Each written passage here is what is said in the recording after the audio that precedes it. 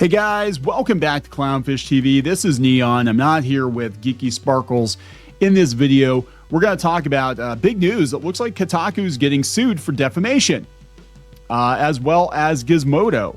That would be Geo Media Group. And Geo Media Group, of course, famously or infamously lost or got embroiled in this situation over this young Kansas City Chiefs fan. They defamed him, and now there's another defamation suit, or could be multiple defamation suits. But it was so bad that they sold Deadspin off to another company, and I'm not really sure where that lawsuit is right now. I haven't heard anything about it, but lawsuits move very, very slowly, right? The point being is they got sued for defamation. They said this kid was a racist, and it is not true. This kid is not a racist. In fact, I believe he belongs to a Native American tribe. So it's kind of hard to be a racist, I guess, against your own people. But yeah, this kid, he had all kinds of problems at school. His dad had all kinds of problems at work. And they sued Deadspin for it because Deadspin said, yeah, he is a racist. And that is defamation, right? So defamation is when a media outlet or a person representing a media outlet runs with something they know is not true on any level. And they run with it anyway. And even if they're told, hey, this is not true, they still run with it and double down on it. And that's what happened with the Deadspin kid. Now, if it was true and you have proof that it's true, then technically there's nothing going on. There's no wrongdoing there. But Bobby Kotick thinks that something is up. So this is the guy who's in charge of Blizzard, Activision Blizzard. And there's a lawsuit. And this is going to be really interesting stuff, guys. So before we get into it any further, please subscribe for more pop culture news, views, and rants. Guys, check out the Substack, clownfishtv.substack.com. Yeah, I need to upload the last couple videos. We actually didn't have power for about a day and a half. So I'm a little behind the 8 ball. That's why there weren't a whole lot of videos. We had like no power. Western PA got hit. Apparently there were a line of tornadoes or severe storms, and, you know, we have a lot of trees. So the trees go down, take out the power lines, yada, yada, yada. We're back. Some of you, I'm sure, aren't very thrilled about that, but that's okay. Why are you watching this video? If you don't like us, why are you watching our videos? It never made any sense to me. But yeah, check it out, clownfishtv.substack.com. Oh, since I'm shilling stuff anyway, if you go out to Kickstarter, those Shadowbinder Steampunk Fantasy Hard Enamel pins, yeah, they're on order right now. You guys should be getting them hopefully next month, because they already have the files over at the manufacturer. We do have a couple of dozen sets that are not spoken for yet. So if you guys would like to get in on that, even though the campaign is ending or ended, you can still do that, because Kickstarter apparently is doing what Indiegogo does, and they have like an in-demand type thing. So if you would also like to get a set of these pins, very limited, you can check it out at on Kickstarter. So I figured just rip that shill Band-Aid off while we're at it. So this is coming from Aftermath. And these are a bunch of journalists that quit or got fired from various video game news outlets, and now they're saying that Bobby is going to sue a couple of those outlets, right? And we knew this was going to happen eventually. You know, I'm going to be honest. I really was pushing for Troy Levitt to sue Kotaku, because they said that the reason they parted ways with him over at Avalanche, he was one of the lead developers on Hogwarts Legacy. The reason they parted ways with him was because he had an alt-right YouTube channel from like 2015, 2016, and that is defamatory, because he did not. He had some videos with his opinions, but, you know, he lost his job because of it. And you know, when these media outlets again run with things that they know are not true, right? That they're provably false. That is how you define defamation. Defamation cases are pretty hard to win, let's be honest. But if you were running with something you know is not true, it's not provably true on any level, no normal person would, yeah, if you say somebody is a grapist and they graped somebody and there's zero evidence, and that person even comes out and says, no, there was no graping going on, zero, whatever, but you continue to double down on it, that is defamation. Saying somebody is a piece of crap, that is an opinion, or saying something that is true, or mostly true, especially if they're public figures. That's not defamatory. So, and no lawyer would go near a case like that anyway, unless the person's just absolutely insane. So anyway, we're gonna take a look at this. Yeah. So this has come from Aftermath. And look, I probably don't agree with the politics of a lot of the people over at Aftermath. That is neither here nor there. They did do what we've actually been telling journalists to do, and they went and they started their own website. They started their own collective or whatever.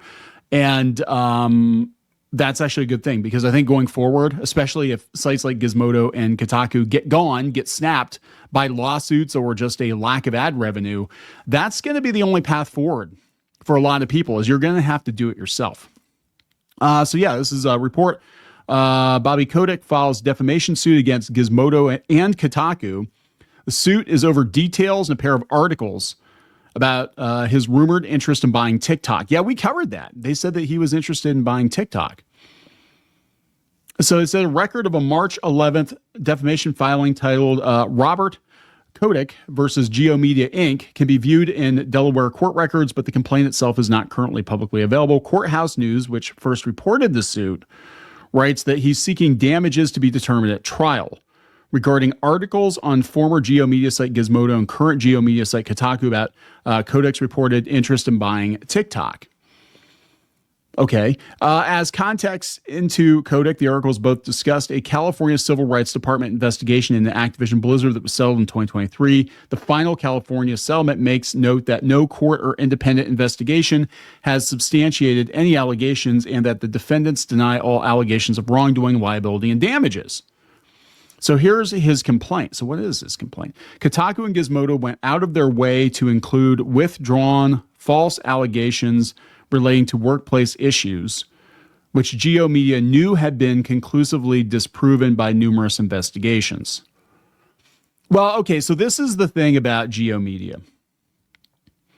They have a lot of activists working there, and they have a lot of people with axes to grind, and a lot of the people that are journalists there actually have friends, I think, at companies like Activision Blizzard. And again, they were told, hey, you can't paint this kid, no pun intended, this kid is a racist. And they were like, oh yeah, it's blackface and redface. It's doubly problematic. They were told, hey, don't do this. The kid's not a racist, obviously, and you're going to destroy his life. And here's the thing too. Kotick is going to have a little bit of a little bit more difficulty in proving it, because he is a public figure. When you're a public figure, it's harder to prove defamation, because people are going to talk shit about you. They just have to back it up with receipts, right?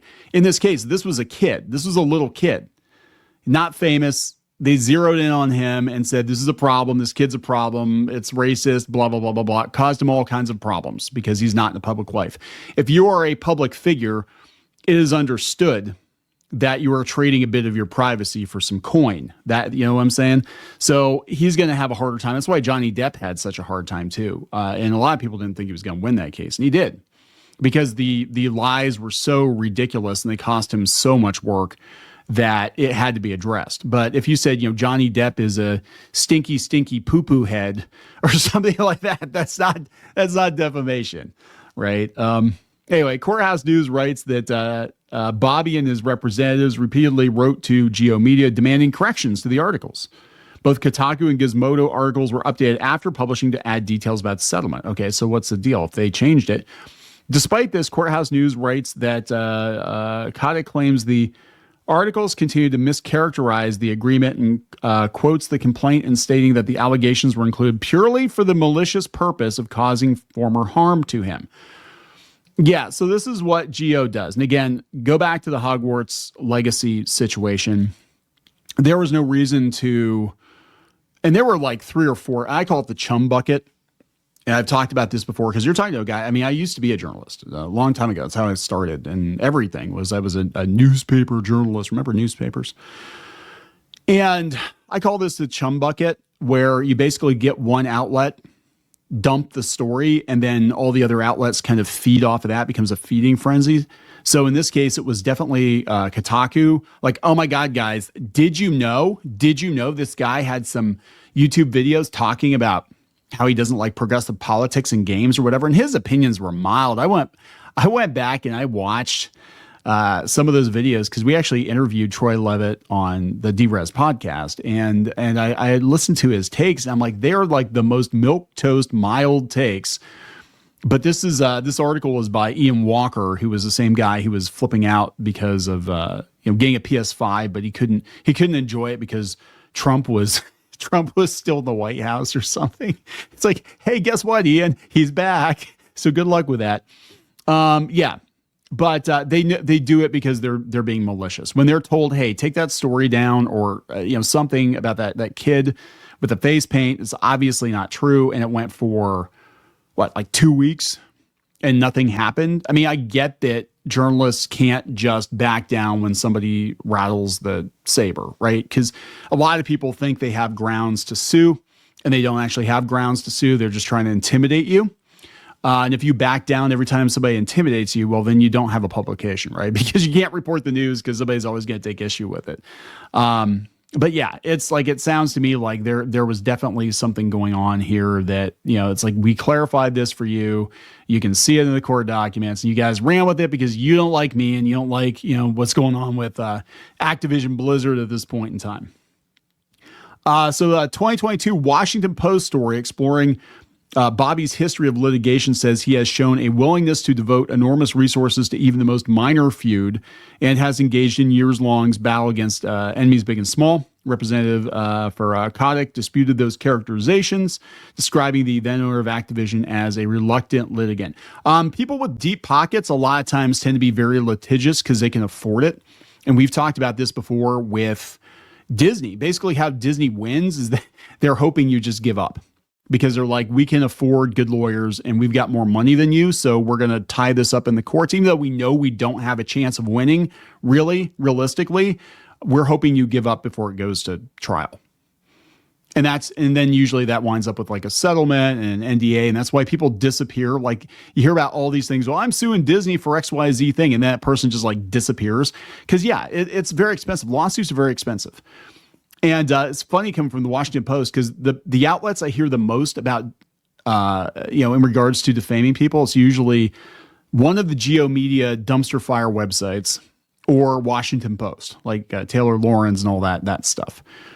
But he's got the money, and I tell you right now, Geo Media, they ain't got no money. Like, Geo Media is laying people off. They sold Deadspin to be rid of them, and I called this. I said, what is going to happen eventually is Kotaku is going to become such a liability between this and the Alyssa Mercante debacle. She's over Rolling Stone or something now. They're going to become such a liability. It is not going to make sense for Geo Media to keep them online. It's such a liability. Your writers are out of control, And I mean, it could be that he just has an axe to grind with Kotaku, but I'm saying, like, they've put a huge target on themselves. And I think because Deadspin's already been sued, it's like all the dominoes are going to fall over. And this is what happens when you hire a bunch of activists to be journalists. They just kind of run rampant with it. They think they're just on a social media or something, just taking a piss on somebody. But when you're actually working for a quote unquote reputable publication, you're supposed to be a little better than that. But so they make sure. So here's the thing. Here's the story. He wants to buy TikTok. That is true. Or he talked about it. So did they? Yeah. Okay. So this is where they get you. They do this all the time. They did this. There are some other comic book sites that were doing this too. If there's any controversy around a person, even if it's already been settled or it's already been put to bed or it's been proven false, they make sure they put that in the article. So it just kind of like keeps that negativity in the news cycle. And I remember during like the Comicsgate stuff, like anybody that was associated with Comicsgate, if they got an article written about them, some of these news outlets like, Comics Beat or Bleeding Cool or whatever, they would make sure they put links to all the grievances they have with those individuals. Like, did you know? Like, yeah, we can't just talk about the cover by this person or whatever. It's like, did you know they were associated with Comicsgate? Did you know they said some things on Twitter I didn't like? Did you know? Yeah, you know what I'm saying? So that's what they're doing. So he might be right, because apparently they put an update here. They said this is why we updated it, but there's no reason to put it in anyway. other than to make sure when people Google his name that they can see about the Activision Blizzard drama. So I don't know. I mean, he's a public figure, and this was a high profile kerfuffle. And, I don't know if he's really got a case. I think he probably knows he doesn't have a case because, again, when you're a public figure, the rules are different. But I think he's going to... Hey, it was on April 1st. Just say it was an April Fool's joke. But I think he probably is trying to take down Geo Media. And honestly, that would be a godsend for so many people. Because at this point, Kotaku... Polygon's not quite as bad, but Kotaku is definitely a dumpster fire that needs to be put out. In my opinion, they've gone unchecked for too long. They've destroyed a lot of lives, and it's like they can't get gone soon enough. And he's got the money to do it. So maybe in settlement, he can say, yeah, I'll take Kotaku. I'll take it, and I'll turn it into something else. I don't know. I'm going to wrap it up. Please subscribe. We'll talk later.